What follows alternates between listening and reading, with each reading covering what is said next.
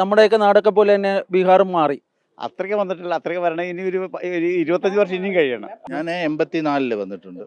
ബീഹാർ ഇന്നത്തെ ബീഹാർ ഒത്തിരി വ്യത്യാസമുണ്ട്.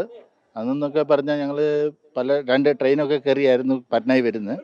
അഥവാ രാത്രി വന്നു കഴിഞ്ഞാൽ സ്റ്റേഷനിൽ തന്നെ ഇരിക്കേണ്ടി വരുമായിരുന്നു. വീട്ടിൽ പോകാൻ പറ്റത്തില്ലായിരുന്നു. രാത്രി യാത്ര ചെയ്യാൻ പറ്റുന്ന ഒരു സാഹചര്യം അല്ലായിരുന്നു അന്ന്. പക്ഷെ ഇന്ന് അതൊക്കെ മാറിക്കിട്ടി. ഒത്തിരി വ്യത്യാസം വന്നിട്ടുണ്ട്. പിന്നെ അന്നത്തേലും ഇപ്പോൾ ലേഡീസിനെല്ലാം വെളിയിലിറങ്ങി നടക്കാനും ഫ്രീ ആയിട്ട് നടക്കാനൊക്കെ പറ്റും. അന്ന് ലേഡീസിന് വെളിയിൽ ഇറങ്ങാൻ പറ്റാത്ത സിറ്റുവേഷനായിരുന്നു. നമ്മുടെയൊക്കെ നാടൊക്കെ പോലെ തന്നെ ബീഹാറും മാറി. അത്രയ്ക്ക് വന്നിട്ടില്ല. അത്രയ്ക്ക് വരണം. ഇനി ഒരു 25 വർഷം ഇനിയും കഴിയണം. ഇത്ര മാറ്റങ്ങൾ വന്നാൽ ഒരു 25 കൊല്ലത്തിൻ്റെ ഗ്യാപ്പുണ്ട്. മറ്റുള്ള സ്റ്റേറ്റും ബീഹാറും തമ്മിൽ ആ മാറ്റമുണ്ട്.